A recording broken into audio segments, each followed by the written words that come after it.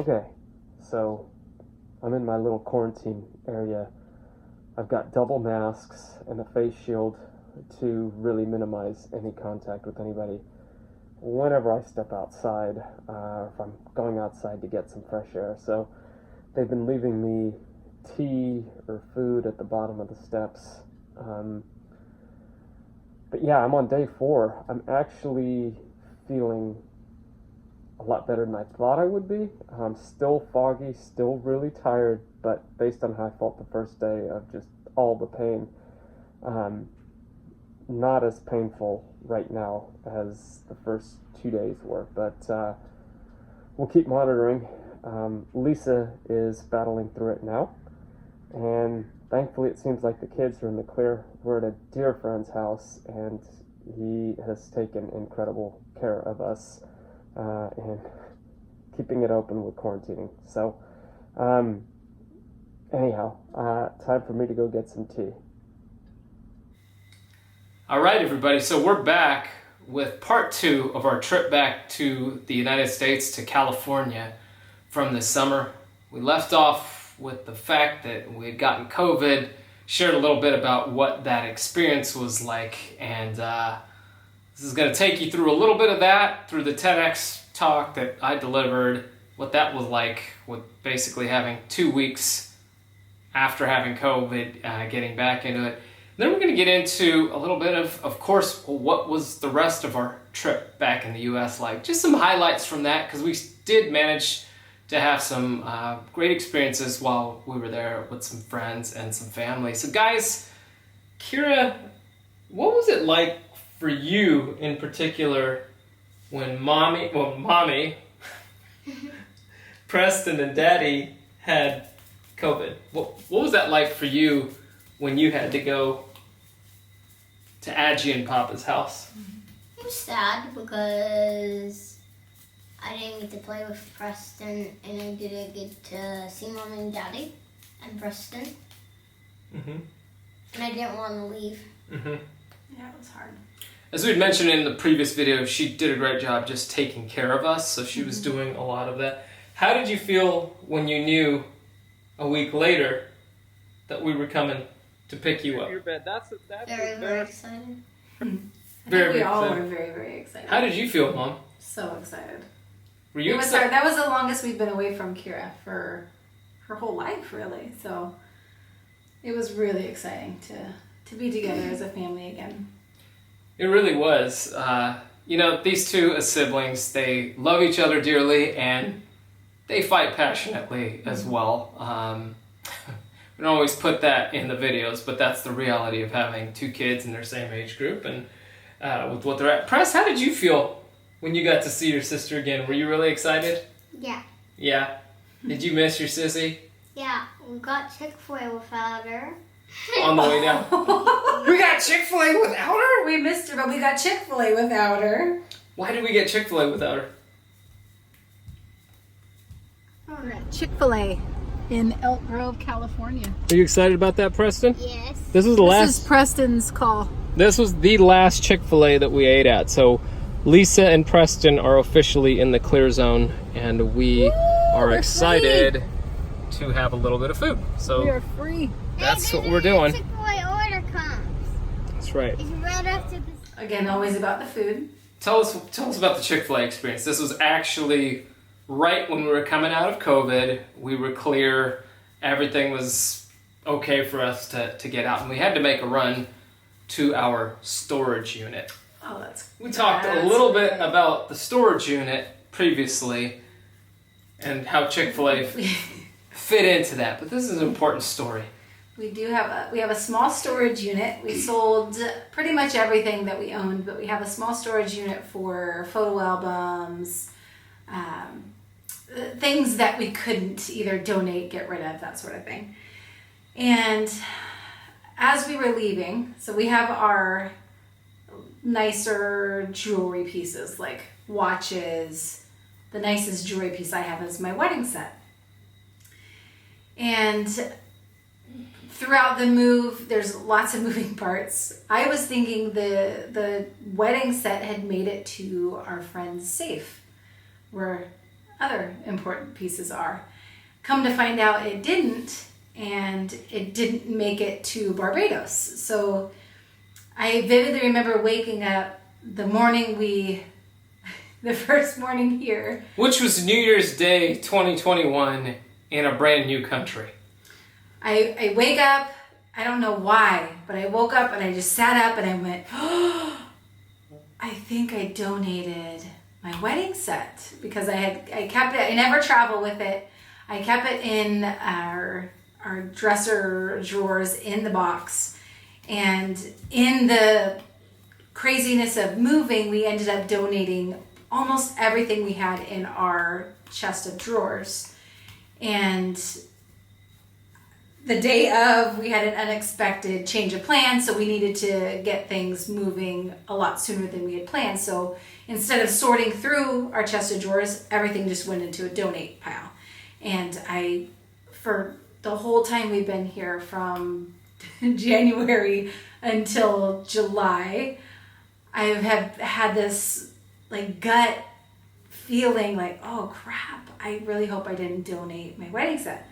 So long story short, if it didn't get donated, it was going to be in our storage unit, and there were 2 boxes that it could have been in, and we get to the storage unit. I am literally about to throw up, thinking, oh my gosh, I hope to goodness it's in there. And I pull out the first box, it's not in there. And then I'm thinking, oh my, I'm starting to sweat, like, oh gosh. Go through the second one, and thank goodness it was in that box.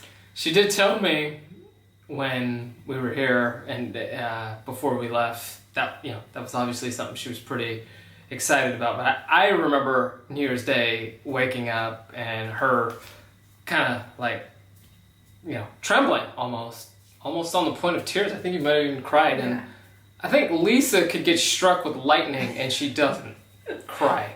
I'm more likely to cry than Lisa crying, honestly. And we knew it was serious, so we were really thankful to have that. But COVID obviously put us way back on even being able to go to the storage unit to have a look. So we're, thankfully we got it. And it's in the safe location where it's supposed to be. Yes. With it was a huge relief. That was a big win, especially coming out of COVID. That was literally, once we were clear, that was our first stop. So one of our big things that we love in the States is Chick-fil-A. So the kids love Chifette here. We love Chick-fil-A in the States. So why do you like Chick-fil-A so much, Preston? What do you love? What's your favorite thing? Tell everybody. Chick-fil-A nuggets, chocolate milk, and their Chick-fil-A sauce. The Chick-fil-A sauce. What do you like the most? I like the kids meals that we get that comes with the Chick-fil-A chicken nuggets, the waffle fries, the Chick-fil-A sauce, and then it gives you like a toy or a book or something, which I think is really cool. Yeah, so Chick-fil-A was one of those places the kids have liked going over the years. We've enjoyed it as a family. They actually have really good salads. So usually when the kids are excited about some sort of fast food place, we're like, oh man. But you can eat relatively healthy at Chick-fil-A. We usually get a salad. And we have a friend of ours that owns one, not really close by to us, as an owner-operator at one. So the kids, actually in the past couple of years, were able to go in and actually see the business behind what it takes to run the operation. They were just blown away. So, as entrepreneurs with both of us, we were like, this is a cool experience. What was it like? We were able to go into the kitchen on where they cook all the stuff, and it's a giant kitchen. They have tons of workers, and they have giant bowls and a ton of stuff to make everything. That's right. And then we were able to go into this secret room, and there was cameras in it, and you could see what the people were doing. And some of them weren't working, like not doing their work on what they were supposed to do. So then we had to tell them to start working again. Well, you did have to, right? I mean, our friend did, right? Because they were kind of busy. The drive-through was kind of off the chain. So that got to Chick-fil-A because after the storage unit, celebratory moment not far from where it was. First time Lisa and Preston had a chance to be out in basically 10 days. I mean, it was even longer than that because you were basically home with me before that. So almost about 2 weeks. So we got some Chick-fil-A drive-through, and then we went to a parking lot by where the kids were. We used to practice karate in a regional park in Elk Grove, and then Kira used to play softball there. And we basically flipped the tailgate of just sat in the back of the vehicle that we were in and kind of ate out on the curb under a tree to just keep our social distance because we were in the clear state. But after what we had gone through, we were like, let's just a little cautious. Sit by ourselves under a tree. And we enjoyed our Chick-fil-A, and that was the first meal that the three of us had, and I think it was the next day. And we got to go get Kira. So we had that before they got out to go to the Chick-fil-A experience, go to the storage unit. I was able to get out about 2 days before that. I had hit my clear time. So what I did, still in an abundance of caution, is I went for a hike in Elk Grove at one of my favorite places. And remember, my brain was just turning back on to get ready for my TedX talk. So I went to a place called the Consumnes River Preserve. Absolutely beautiful place. We used to go paddle there on the kayaks that we used to have, and then even stand-up paddleboarding there. Preston and I had gone out there as many times as we could before we left California last year. But absolutely lovely. Didn't get any paddling in, but I just went for a hike, did a good 4.5, 5 miles. It was me, myself, and I saw a handful of other people out there, but easily able to keep my distance. And I actually went under this massive oak tree. I think I have a photo of it. Hopefully I do. And it's overlooking the river. And I stood there, just way out in a field under this oak tree, overlooking the river. Just me, and I delivered my TEDx talk. And I did that a bunch of times. Just out in nature, in the different elements. I did it in Santa Cruz, in the cold water, and the whole talk was on nature. It's distinctive by nature, why nature makes us better, more present, and distinctive in our life and in our work. And I wanted to have those reference points in my brain as to where I delivered it. So anyhow, we'll talk about the prep for the TEDx talk in another experience, but the Consumnes Preserve, if you do find yourself in Sacramento or Elk Grove, that was truly a favorite. Would you agree, guys? We used to go there a lot. We used to go kayaking there a lot. Yeah. You guys would even jump off the dock there sometimes, huh? Mm-hmm. And there was always cool wildlife to see. Yeah. Thankfully, never saw the mountain lions, but definitely heard of times when they were around. But no, don't get scared by that. There haven't been any attacks out there along those lines. The train that would goes pass by. I think I actually we have some photos in the past, but there's a beautiful train bridge that goes over the river, and you can paddle under it or you can walk right up to it. And we've got some amazing experiences out there, and gosh, just so many good memories there. So One of our favorite spots. I had to get back there personally to prepare for the talk. And the whole time that I've been out, I think I've seen 6 people total. The power of nature, man. It's right here for us to charge. It's not a hot day. It's maybe about 80, 85 degrees, and as you can see, there's a lot of shade on this trail. There's one stretch. It's got a lot of sun, but absolutely beautiful. Absolutely beautiful. And then a couple days later, we actually went up to Roseville, California, which is where my TEDx talk was, not far from where we used to live. And we got a little suite that was there so we could just kind of be in our element to really focus. And big shocker, leading up to the talk, I paddled. I went out paddleboarding with a friend, gave the talk again in nature and then some different things. But you guys had to listen to the talk a few times in the room. That was a bit. It was really good at putting Preston to sleep. So very good. Even day of. Yeah, even day off. I practiced it for him, put him to sleep, but thankfully that wasn't the case with the audience and going through. But you could be the judge. Okay, so I just finished giving a practice delivery of my TEDx talk just to my family in the hotel where we're at. would say it was a success. Somebody who's very engaged. 17 minutes. He was down about 12 minutes in. So I wish you would have done that about 2 hours ago. that's a win. The day of, we got up. It was a normal day. I didn't actually speak till the afternoon block until about 1:30 or 2 o'clock. But you get on site early. The night before, there had been a dinner for speakers and whatnot. So I got up early, did my thing, drove to the venue separately from them because, you know, all the COVID joy was still in full effect, even with the Delta variant. with the Delta variant was really surging at that time. So we didn't want the kids there for the full day. They weren't going to be interested in listening to all the speakers talk and whatnot. So you guys just Well, brought actually, you them. can be able to watch them.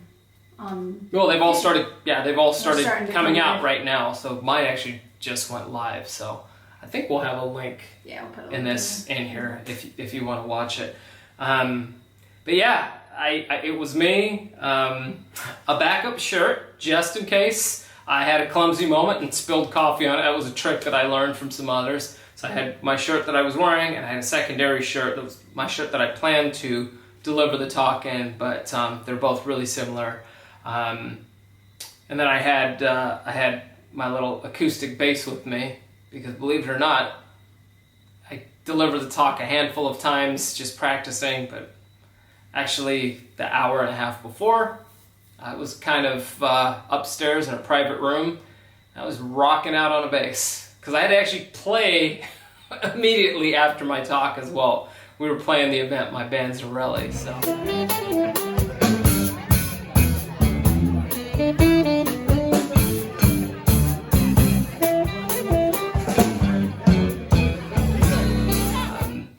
But I was just getting my creative mind going, and 20-something years of playing bass and performing live in different venues and stuff, it accessed the same portions of my mind that I would need on stage when I was giving a talk. And, you know, if you trip up playing music, you got to keep the song going, and if you trip up over your words, you got to keep going in your talk. So that was kind of the vibe. What was that day like for you guys? Because I remember the air quality in California was really bad. It was basically the equivalent of taking a box of cigarettes, lighting them on fire in a bowl, and breathing from them for the whole day outside. It was like some of the worst air quality, you know, recorded on the globe that day because of the fires that were going on. But what was it like for you guys? Because you were just kind of around, and you came to the event, and then you got to hear Daddy speak. But what was it like for you? It was fun to see it finally come to fruition too, because this was supposed to take place July of last year. July of 2020. Yeah. So And then it was supposed to be November of 2020, and then it was like, is this thing going to actually happen? And Yeah. I was selected for it in January of 2020. Yeah, there was like, I don't know, 315 applicants for it, and I think there was like 15 or 16 spots. So it was just an honor to be selected and to be part of that. Because there was some really amazing speakers that were there. That again, we'll put some links in the. I can't wait to see. We'll put some links that are in there, and very, very different topics than what I talked about, but mind blowing stuff for the event. So, what was it like for you? I loved it. It was really cool to see you in your element. Like, he's comfortable in that realm where I would, not me. So it was really cool to see. I was so glad that the kids, with everything that was going on and with the spikes that were taking place, we contemplated the kids not attending. But they've been a part of the whole process this whole time, so it would have felt very weird for them not to be there. So I was glad we were able to just lessen the amount of time and for them to actually see live. You know, I think that was a huge moment for them too. It's interesting because the birthplace of our whole concept of Flip the Script family arguably took place in the opening story of that talk from when she was 4 months old. So you want to see the talk and see the ripple effects, because Steve Jobs said this once: you can't always connect the dots looking forward, but you sure can going back. And this talk was effectively, as Jerry Bruckheimer puts it in the Top Gun, Maverick preview, where it was a love letter to aviation. this was a love letter to connecting the dots and seeing the dots for what they actually are and what they actually were, even though I and we didn't even see it at the time. So it's actually the birthplace of the birthplace, if you will, for the whole premise of the Flip the Script family, because it started actually in Hawaii in 2013, and you hear a little bit about that. What else took place? Like, what were some of the other things that were taking place? What was it like for you being back in our old neighborhood, seeing that, Lise? Yeah, talk a little bit about that. It was fun to see our neighbors, our friends, and the hard part was COVID.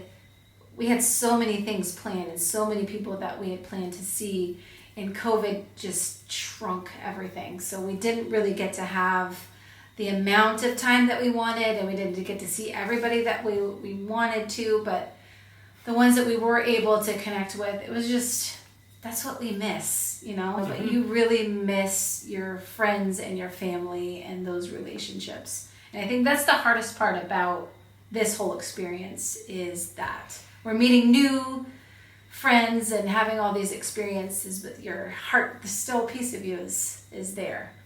So, but it was great to connect with everybody and the times that we could. It is, and the thing that's so fascinating, I mean, our friends, family are still like, wait, I'm talking to you right now. You're in Barbados, and it feels like you're just across town. I'm like, right. Technology makes it so easy. We're still able to FaceTime with friends and family. And Preston, what was something you remembered about when you were back on our old street? It was the coolest thing. When you were walking down our street.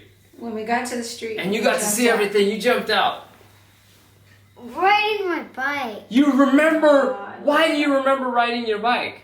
Is that where you learned to ride your bike? Yeah, and I kept crashing into people's cars. You kept crashing into people's cars. Thankfully, we knew our neighbors, and we apologized profusely.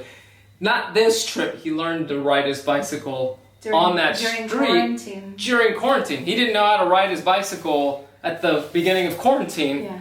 And by the second week of quarantine, once we realized that back in 2020, March of 2020, we just said, you're going to be on two wheels by the end of the month. By mommy's birthday is in March. Yeah. So we were like, by the end of the month, you're going to be doing this. And what'd you do?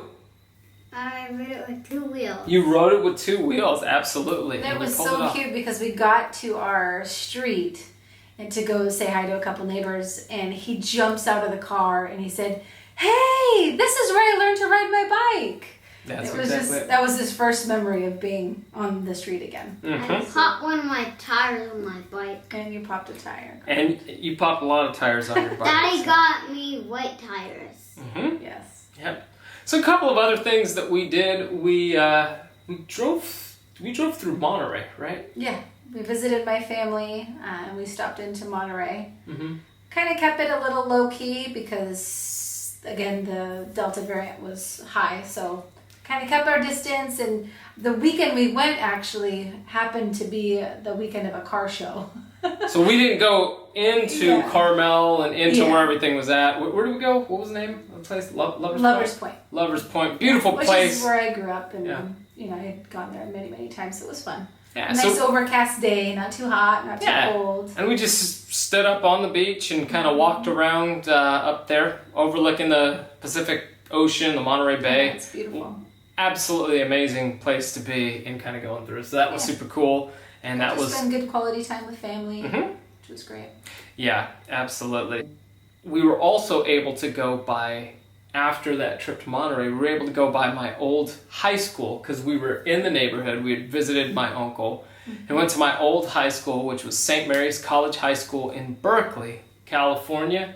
And as we park, I see the gates are open. Gates are open. School hadn't started yet, so school was not back in session.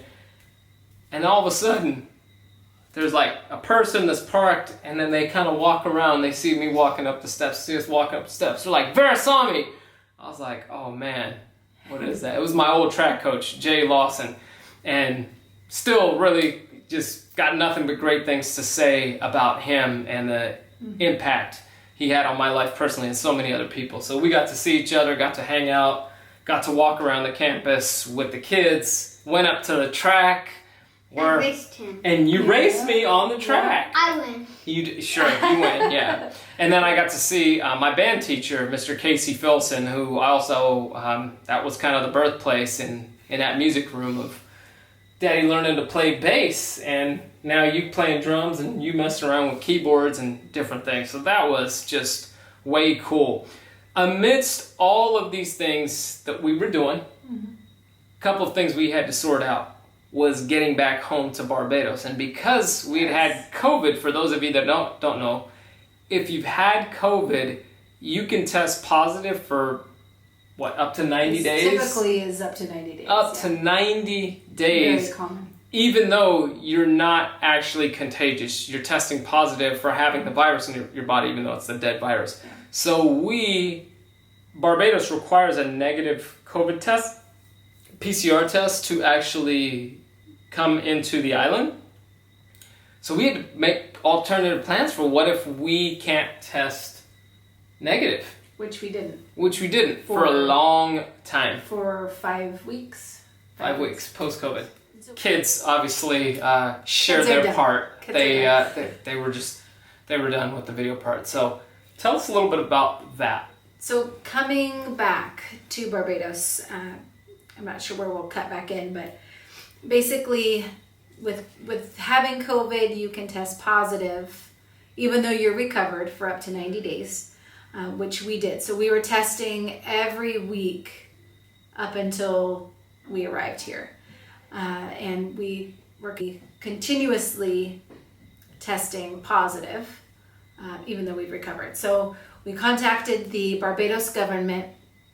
They were incredibly responsive, and they said, here are the things that we're going to need upon your arrival, which included a blood antigen test, a doctor's clearance note, blood antibody test, actually. Oh, yes. The antigen test is correct. a type of COVID test. A So blood antibody test, proving that you had the COVID antibodies, showing and that you had it from having COVID. Right, sorry. Mm-hmm. A doctor's clearance note, vaccination cards if you're vaccinated, and what was the last thing? A negative test, obviously. Yeah.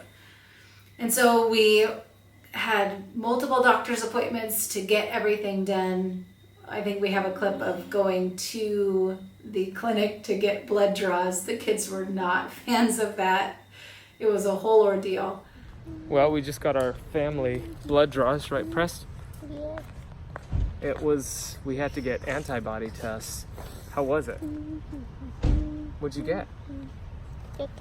Stickers. What'd you get, Okay, Ruby? cool. What'd you get, Kira? It was You got quite some eventful stickers? for sure. Quite eventful. Did you hold up okay, Keith? Was it worse in your mind than it actually was when you got the pinch? Yeah. Quite eventful. It was very, we wanted to spruce up these guys' Quite eventful. Thursday morning. They totally freaked out, They were super sweet. but we've managed it. But here at Sutter, the team was awesome. They were so kind and they took great care What of do you us. guys get now? Yeah, what do you get now? Oh, Krispy Kreme donut. Okay.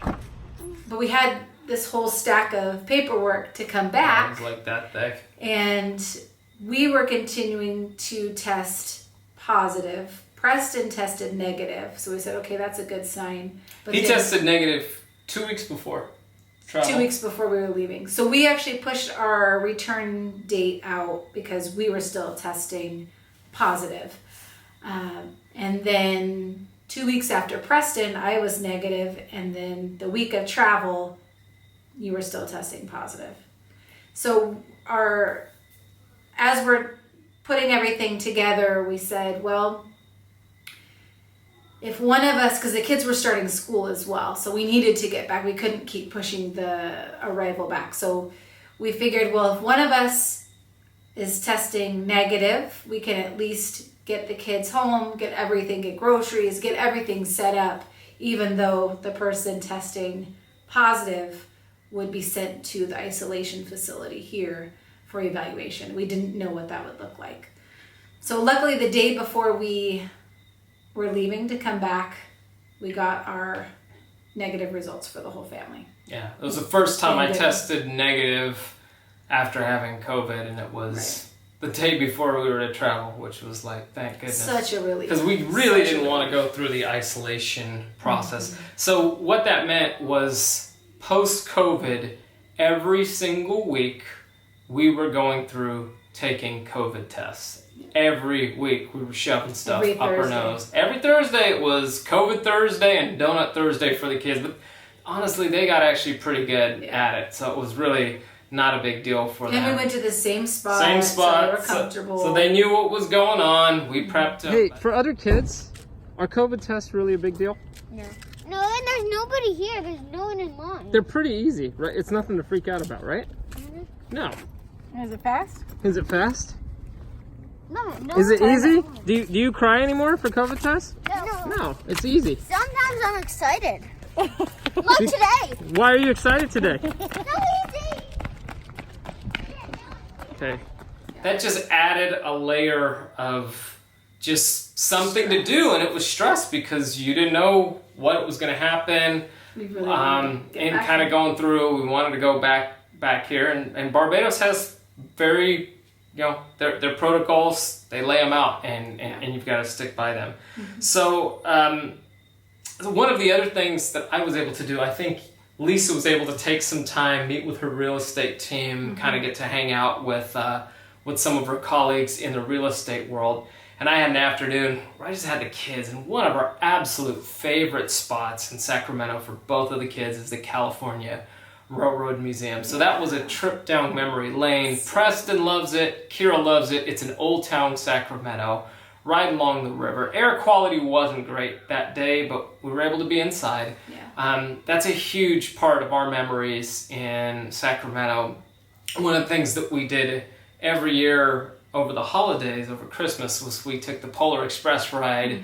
And that still, gosh, just thinking about that just lights me up, just gets me so excited because it was such a remarkable special experience with the kids at that age group. So it was really fun. So we were able to just have a great time there, and lots of cool stuff and kind of going through there. As we kind of get close to wrapping up here, we loved getting to see friends and family on this trip. We're hugely thankful for our dear friend Tim, who, just took care of us amidst COVID and having that, and always has. And, and obviously we had family support as well, bringing food up, taking care of Kira.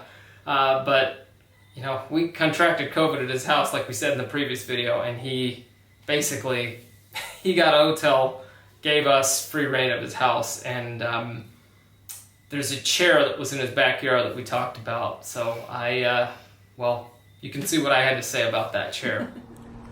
All right, so I'm at my buddy Tim's house. It's our last day here in Sacramento. This was the house that took care of us when we were amidst quarantine, when we had COVID. So I just want to show you that little chair over there. That was my lifesaver during COVID. You can kind of see it behind me.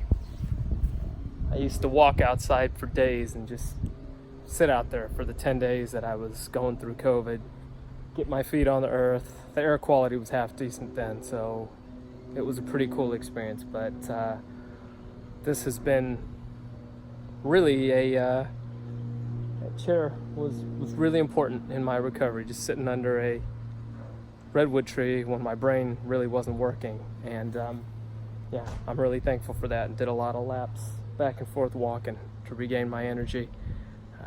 That was kind of the birthplace of restarting my brain for TedX, actually, for my talk. So forever grateful for that little chair and that redwood tree, and of course my dear friend that allowed us to stay here. So we left Sacramento. What was that like for you, leaving Sacramento, heading down to San Francisco, knowing that we were kind of in the final run of being in California for a decent amount of time? For a while, Yeah, I might be back before, but us all going back is... It's bittersweet, I would say. Just again, because of the relationships we have the friends and family that we have there. You know, you miss that. You miss what you're used to. But then we were so excited to get back to Barbados. Barbados feels like home for us. And throughout the trip, we kept doing a pulse check with the kids just to see how they were feeling, you know, being back, seeing their friends, seeing family. And they would always say they can't wait to come back to Barbados. So we were so excited to get back here, get started, because we always knew when we left in December, we knew we had this trip planned in July. But this time coming back, we don't know when we'll be back to California or the States, you know. So it feels like a fresh start because we found out the kids were online school, but before then we were just so excited to get them started in school and start kind of a new, fresh routine. And just see how life is when you don't know, you're here for however long you're here for. Yeah. So we're here exciting. We're here till at least July of 22, which is when the kids will get out of school. Yeah. And the journey back through this time was very different because we didn't have 24 bags. Yes. There wasn't the stress of we had just moved and lock things in storage units that we would remember 2 days later, all sorts of stuff like that. It was just like we had a couple things, everything was packed.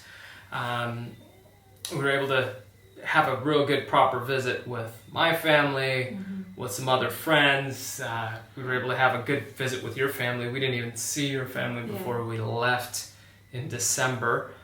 Just because of where things were at, and it wasn't chaotic. It wasn't chaotic. It was chaotic when we left in December. It felt, like you said, proper. It was a proper goodbye to a lot of people. Yeah. And we'll see you later.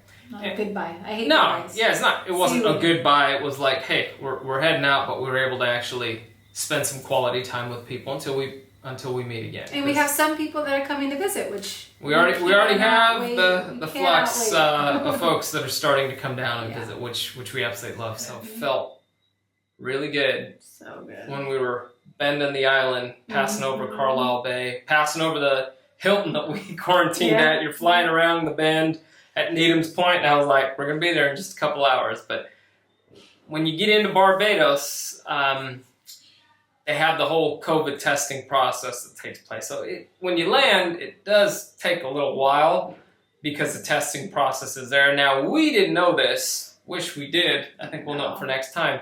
But there's a way, if you're just traveling in on holiday, there are some options for expedited testing. So where you don't test, I think, at the airport, right? You go to I think you test at the airport. You test at the airport, but there's a fee that you pay. It's an expedited test. But it gets you through the process a bit quicker, and you get your results a bit quicker. But you obviously have to pay for that, and we didn't know that at the time, or we would have probably done it. It took us 48 hours to get ours back. Yeah. So. But a lot of people were experiencing. I mean, we had a little spike when we arrived, but a lot of people had 12-hour turnarounds. Yeah. Before that. So we went in thinking, it's going to be about 12 hours. It was 48. So it was. Yeah, because things kind of picked up. So. Yeah. That was the luck of the draw for us, but it was After fine in the quarantine. We were fine. We were at the hotel right down the hill from home. So even though the Hilton, where we've done staycations before, we enjoy it, and because we're vaccinated, it makes your process there. You don't have to be locked in the room. If you're unvaccinated, they require you to stay in a room. You're given a different band.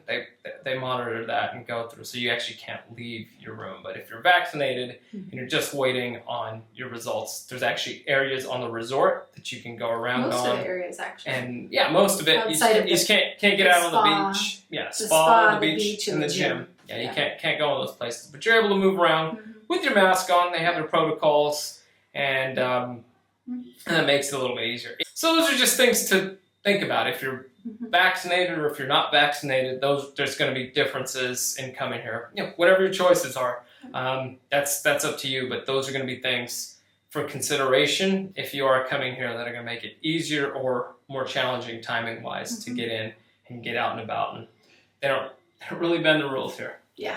For going around that. Which is great. So that was a trip to the U.S. Yes. That was it.